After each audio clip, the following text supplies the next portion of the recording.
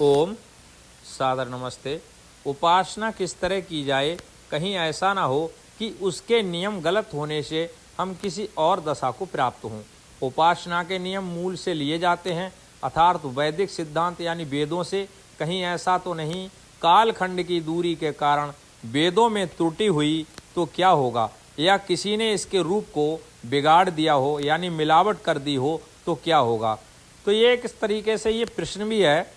वेदों में मिलावट संभव ही नहीं है, क्योंकि दो प्रकार की वाणी होती है, एक होती है मानवीय वाक और एक होती है ईश्वरीय वाक। मानवीय वाक में मानवीय भाषाएं सारी आ जाती हैं, जैसे तमिल है, तेलुगु है, कन्नड़ है, मलयाली है, पंजाबी है, सिंधी है, पश्तो है, लैटिन है, हिब्रू है, स्पेनिश है। बोली भी आ सकती हैं जो क्षेत्र में बोली जाती हैं, गांव के स्तर पर बोली जाती हैं। मैथिली है, अवधी है, भोजपुरी है। तो सभी भाषाएं और बोली मानवीय वाक में आ जाती हैं। एक होती है ईश्वरीय वाक यानी दैवीय वाक। ये जो दैवीय वाक है ये मनुष्य के बस की बात नहीं, इसे मनुष्य किसी भी भाषा में वध नहीं कर सकता। इस दैवीय वाक को हम देववाणी कहते हैं। वेद इसी देववाणी में लिखा गया है। देववाणी से सबसे पहले जो भाषा उत्पन्न हुई उस भाषा का नाम है संस्कृत। संस्कृत देववाणी को परिभाषित करती हुई भाषा है, यानी कि समझाती हुई भाषा है। यदि हम देववाणी को समझना है यानी कि उसे समझना चाहते हैं तो उसका मार्ग संस्कृत है।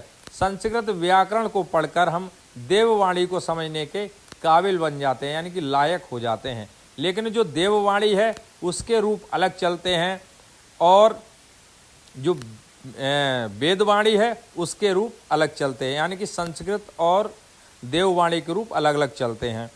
तो संस्कृत में जो रूप चलते हैं जैसे वालिका, वालिके, वालिका, इस तरीके से, जैसे इसमें धातु रूप, क्रिया रूप, शब्द रूप हैं, वो वेदवाणी में इस तरह नहीं चलते। तो सभी संस्कृत व्याकरण पढ़ने के बाद एक विशेष ग्रंथ पढ़ना पड़ता है देववाणी को समझने के लिए। इस विशेष ग्रंथ का नाम है निरुक्त, जो ऋषि यास्क ने लिखा था। जो ऋषि यास्क ने लिखा था, जो ऋषि पाणिनि के ही समतुल्य हैं, उन्होंने लिखा था निरुक्त। और हम निरुक्त के माध्यम से हम वेद को समझ सकते हैं। वेद देववाणी है, इस भाषा को दुनिया में कोई नहीं जानता, और नहीं तो मिलावट कौन करेगा। यानी कि जब जानता ही नहीं है, भाषा को जानेगा ही नहीं, तो मिलावट किस प्रकार कर सकेगा। तो जैसे हिब्रू जानता हूँ तो मैं हिब्रू में मिलावट कर सकता हूँ, तेलुगु जानता हूँ तो उसमें कर सकता हूँ, स्पेनिश जानता हूँ तो उसमें कर सकता हूँ, यानी कि उर्दू जानता हूँ उसमें कर सकता हूँ, संस्कृत जानता हूँ उसमें कर सकता हूँ। तो इसमें, लेकिन देववाणी को कोई जानता ही नहीं तो मिलावट किस प्रकार करेगा। लेकिन वेदों को कंठ किया जाता है, तो क्या मिलावट संभव है? ये फिर से इन्होंने प्रश्न कहा कि वेदों को कंठ किया जाता है तब भी क्या मिलावट संभव है। तो आइए जानते हैं कंठ कैसे किया जाता है। देखिए, वेद को कंठ करने की दो रीतियां हैं। एक है प्रकृति पाठ होता है, दूसरा एक विकृति पाठ होता है। प्रकृति पाठ के 3 प्रकार का पाठ होता है, जैसे पद पाठ, क्रम पाठ, संहिता पाठ।